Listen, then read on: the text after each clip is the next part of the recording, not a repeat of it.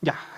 gracias por la atención, por estar acá. Soy Adrián Tapia, soy profesional de turismo y últimamente he estado involucrado en lo que tiene que ver gestión de proyectos, gestión de destinos turísticos y mi base profesional fue gestión y ejecución de expediciones en montaña, así como un resumen de lo que ha sido mi carrera. Y la charla se denomina Turismo de Montaña en la región metropolitana de Santiago. La charla va a estar centrada principalmente como en los desafíos y oportunidades del turismo de montaña en la región, visualizando, por ejemplo, posible vinculación con el turismo de montaña, más que entregarles datos, cifras que pueden obtener, por ejemplo, de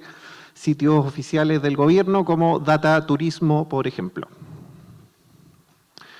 Turismo de montaña en la región metropolitana de Santiago es súper importante cuando hablamos de montaña o cuando hablamos de turismo en base a algún ecosistema o espacio geográfico, hacer la relación entre ese espacio geográfico, ese tipo de terreno, como queramos denominarlo, en este caso montaña, y el paisaje. Y entender que el paisaje no es solamente el escenario donde vamos a desarrollar nuestra actividad turística, sino que el paisaje en sí es una manifestación. Este concepto es súper interesante, es súper bueno también que se vaya como incorporando, sobre todo a la hora de generar relato turístico, de que el paisaje es una manifestación, puede ser una manifestación tanto de lo cultural como de lo natural. Lo natural principalmente, cuando hablamos de paisaje en montaña, se asocia como a las formaciones geológicas principalmente, y especialmente en montaña, donde la geología, por así decirlo, es súper fácil de ver, a diferencia de otros ecosistemas, otros escenarios del país, donde la geología, por así decirlo, está un poquito más cubierta, ¿ya? Podemos decir aquí en montaña que se suele hablar de que es como una clase o una sala de clases de geología al aire libre, ¿ya? Es súper importante hacer la relación de paisaje en torno a lo que tiene que ver con el paisaje natural y cultural, y no verlos por sí solos, sino que como una interacción, es decir, de los asentamientos que hay en un territorio y cómo se vinculan con la montaña. Por ejemplo, hablar de cordillera de los Andes, la mayoría de la gente lo asocia solamente como a lo natural. Los glaciares, los volcanes, los flamencos en el norte, los guanacos en la Patagonia, o sea, en el sur de Chile. Pero el nombre, por ejemplo, ya de cordillera de los Andes, Andes como tal, nos habla de este paisaje cultural. De hecho, el nombre Andes viene de cómo los primeros asentamientos en montaña asociados a cultura incaica generaban andenes o terrazas de cultivo para poder cultivar en pendientes y poder generar estos andenes planos y poder así tener agricultura en zonas de montaña. ¿A qué voy con esto? Más allá de darles una definición o una teoría del nombre de la cordillera, va a no dejar de lado esta definición, ¿ya? O estos conceptos de cómo los asentamientos o cómo los distintos grupos humanos se vinculan con la cordillera, ¿ya? Si bien no es una charla de antropología o de historia cultural de la montaña, pero sí es la base para entender que el turismo, al igual que, por ejemplo, la agricultura hace muchos años atrás, son actividades que como sociedad hemos ido desarrollando en la cordillera y hemos mantenido esta suerte de relación con la cordillera partiendo netamente de una relación, digámoslo, como extractivista con la cordillera, y que de a poco ha ido mutando este vínculo ya más de turismo, de recreación, de ver la cordillera como un espacio de ocio y de entretenimiento. O en términos ya más aterrizados a lo que nos convoca, a turismo. Es súper importante también recalcar que el hablar de montaña, de turismo de montaña, no es algo solamente que compete a Santiago, sino que es la cordillera de los Andes, es una imagen país, o sea, Chile es reconocido por sus cordilleras, es parte también como de la simbología, podríamos decirlo, de Chile. No es casual, por ejemplo, que la bandera tenga esta franja de color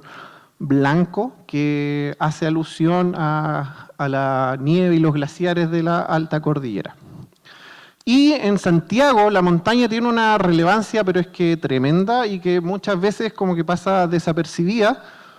de que la montaña es la base de la región metropolitana, o sea, sin montaña la región metropolitana, o más que sin montaña, sin los beneficios o los recursos ecosistémicos que la montaña nos brinda, no habría ciudad. No es fortuito, por ejemplo, que los incas hayan tenido en Santiago un gran asentamiento y que posteriormente Pedro de Valdivia decida fundar Chile o fundar este nuevo territorio en Santiago, considerando, por ejemplo, el agua que proviene de la cordillera, que más que el agua es agua que arrastra muchos minerales y que finalmente como que permite la vida en el valle y la subsistencia de todos los asentamientos que hasta hoy día encontramos. Sin ir más lejos, la misma agua que riega, por ejemplo, todo lo que es Pirque, Buin, Paine, es agua que viene del río Maipo, que es un río de cordillera.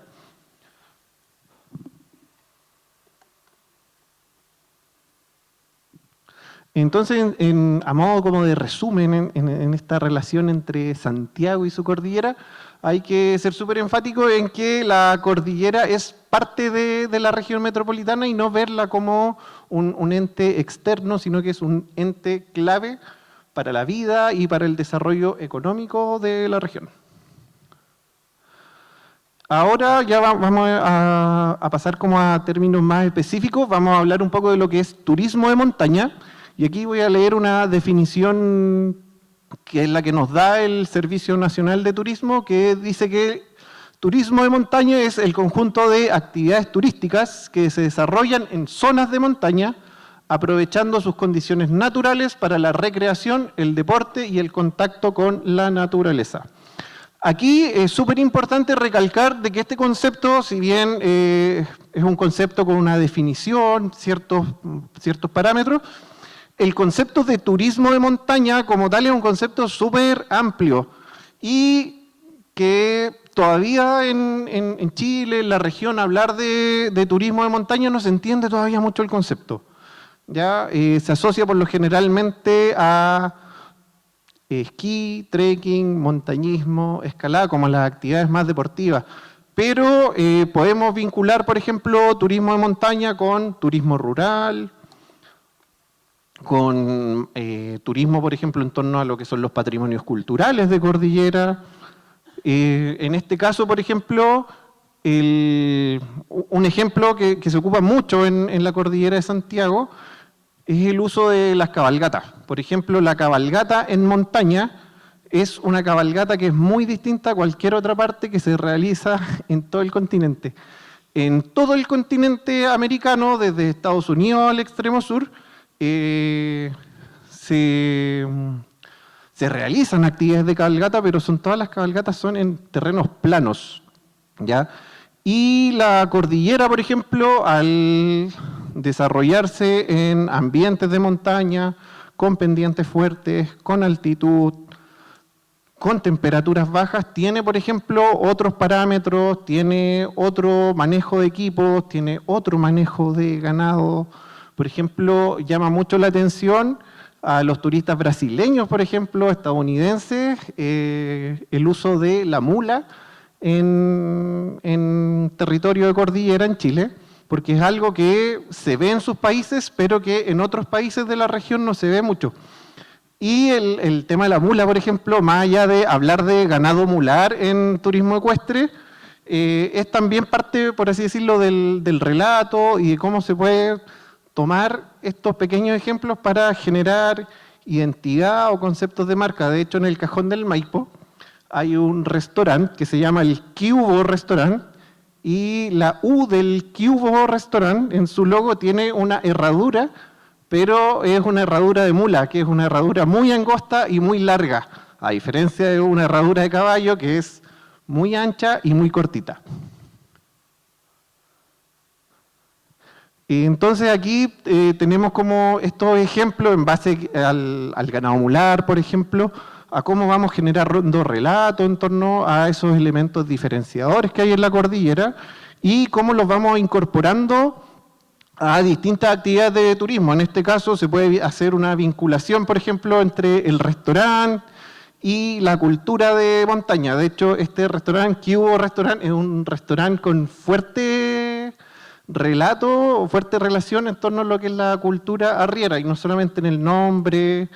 o la decoración del lugar, sino, por ejemplo, también a los platos que tiene. ¿Ya? Entonces podemos decir que la montaña o la cultura de montaña también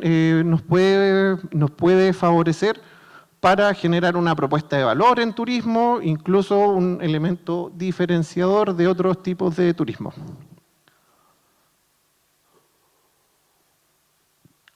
Ya, ahora vamos a hablar de lo que es el contexto del turismo de montaña en la región metropolitana, pero primero que todo vamos a entender un poco el concepto de destino turístico, que es un concepto que se repite mucho, pero que muchas veces no se entiende, por así decirlo, como el marco teórico de qué es o qué implica ser destino turístico. Entonces, por definición, al igual que la definición anterior de turismo de montaña, que es la definición que nos entrega el Servicio Nacional de Turismo,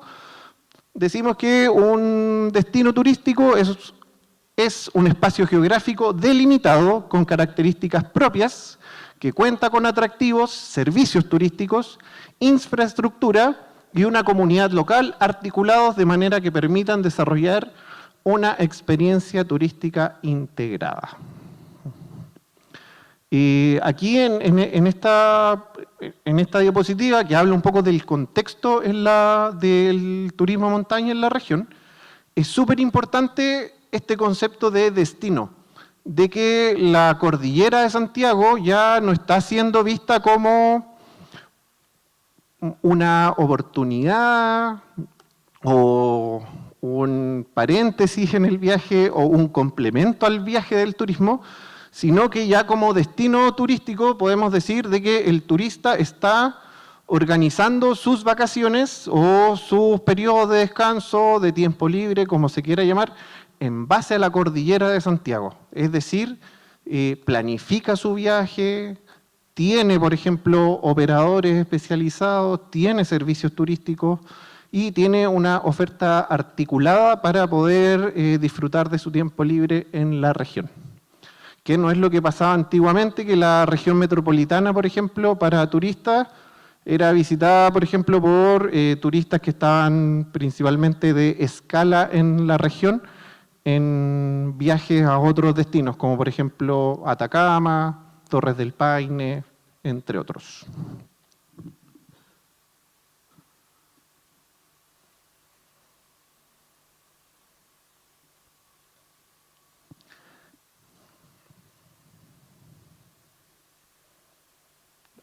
En cuanto al contexto también del turismo de montaña en la región metropolitana, algo que ha pasado y que ha jugado muy a favor es la articulación de actores que ha habido en torno al turismo de montaña a través de iniciativas como por ejemplo el programa Andes Santiago o iniciativas ya más locales como por ejemplo la obtención de zona de interés turístico por parte del Cajón del Maipo, que más allá de ser títulos o distinciones para los destinos turísticos, son mecanismos de articulación, generación de proyectos y principalmente la coordinación de actores en el destino turístico para ir subsanando las distintas brechas que hay en los destinos turísticos.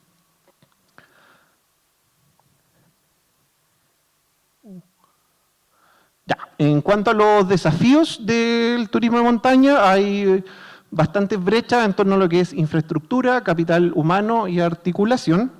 pero el gran desafío tiene que ver un poco con este cambio de mirada que hay hacia el turismo de montaña, es decir, que no hay como un concepto claro todavía de qué es turismo de montaña,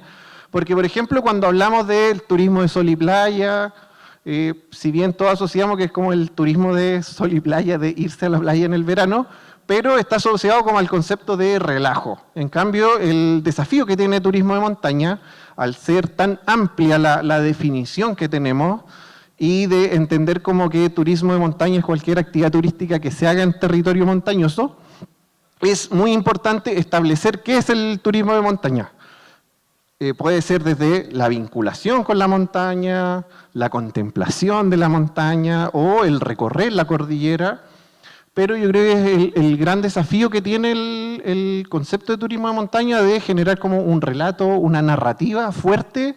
en torno a lo que es el término de turismo de montaña, ¿ya? Lo que hablábamos un poco en torno a lo que es las brechas, principalmente lo que es infraestructura, considerando que la montaña es un territorio tremendamente complejo, es muy dinámico. Tenemos, por ejemplo, hoy día la tecnología suficiente para predecir fenómenos meteorológicos con anticipación, pero aún así es un territorio súper cambiante, súper dinámico y requiere como una preparación constante. Y más allá de la preparación, la planificación, y que puede sonar un poco como contraproducente,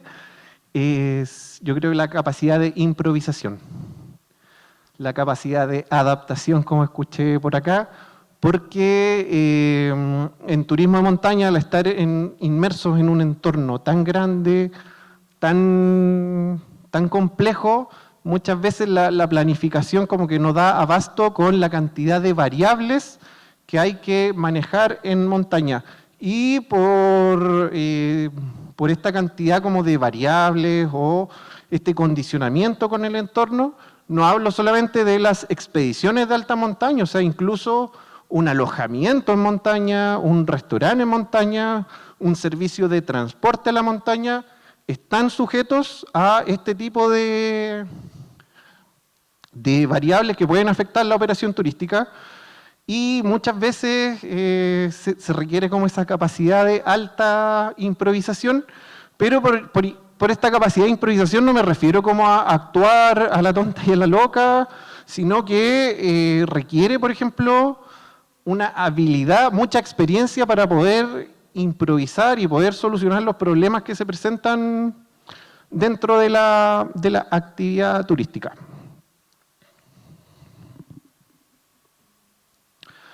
También, para ir cerrando esta parte, este concepto de cambio de mirada, que viene desde, por ejemplo, desde el colegio. O sea, siempre se nos enseñó que la cordillera es una frontera,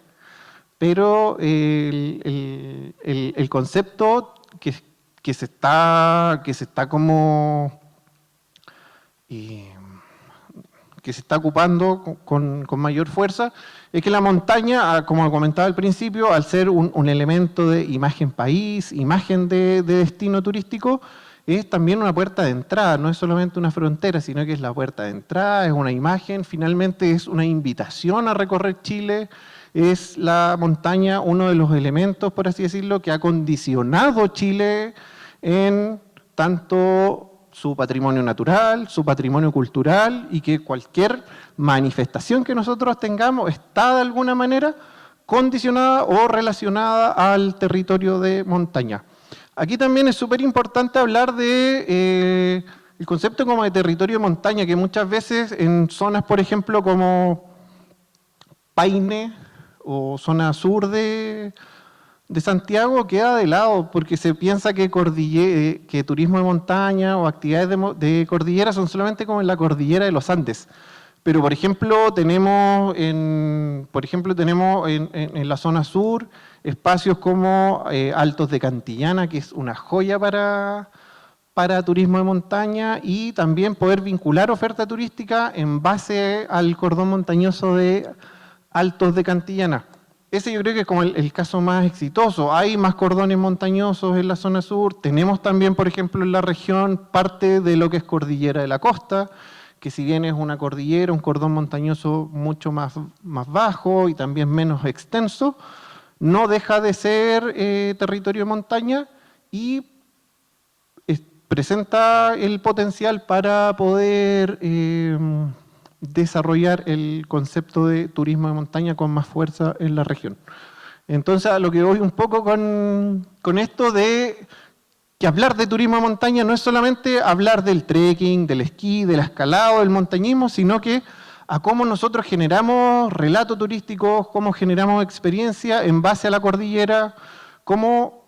encantamos al turista con la cordillera, cómo damos a conocer nuestra cordillera y cómo rescatamos como todos esos elementos identitarios, que son bastantes, para generar un buen relato, una narrativa atractiva en torno a la cordillera y que finalmente la cordillera, como decía, es uno de los elementos geográficos más representativos de nuestro país.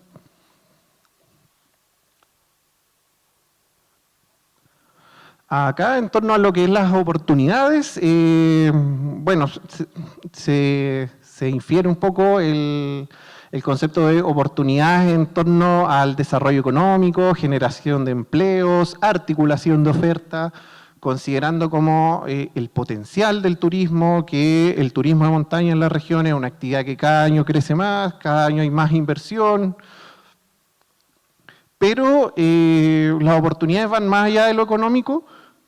y la gran oportunidad que tiene la región a través del turismo de montaña es la oportunidad en el fomento o en instaurar este concepto como de sustentabilidad en la región, pero no solamente instalarlo desde la sustentabilidad en el ámbito ambiental, que podemos decir que el turismo de montaña tiene una relación directa con la calidad de su medio ambiente, considerando que el turismo de montaña se realiza en zonas silvestres, los destinos, por ejemplo, de montaña en Chile, la mayoría son en áreas protegidas del Estado. Y en cuanto a la sustentabilidad en la región metropolitana, que nos podría otorgar el turismo de montaña como uno de los grandes beneficios para el territorio, encontramos en lo social, ¿ya?, este concepto de generar identidad, ya como de agarrarle cariño a la región, agarrarle cariño al territorio, a la cordillera, o como se dice más formalmente, esta puesta en valor del patrimonio, este sentimiento de pertenencia con el territorio, con la montaña. Y podría, por ejemplo, este sentimiento de pertenencia, de arraigo con la montaña, generar una ciudad, por ejemplo, mucho más anfitriona, una ciudad que se cuida más, reforzar este concepto de que la montaña no es solamente la montaña, sino que la montaña también es parte de la ciudad y viceversa. Por ejemplo, sería maravilloso el día de mañana poder revertir este concepto de Santiasco a través del turismo de montaña, ya decir que Santiago sí tiene zonas, por ejemplo, para el esparcimiento de sus propios habitantes, sí tiene también espacios para que el turista pueda disfrutar de la montaña y decir que Santiago es una ciudad donde hay una mejor calidad de vida, donde hay una ciudad que, por ejemplo, garantiza accesos a uno de sus patrimonios naturales más grandes, que es la montaña. Entonces, este concepto de sustentabilidad, yo creo que sin acceso o sin beneficios directos a la sociedad, a los habitantes de un territorio, no tiene mucho sentido si es que no podemos nosotros finalmente disfrutar del entorno que nos rodea. Eso sería todo por ahora. Los vamos a dejar ahora con Victoria y su charla de enoturismo con identidad territorial.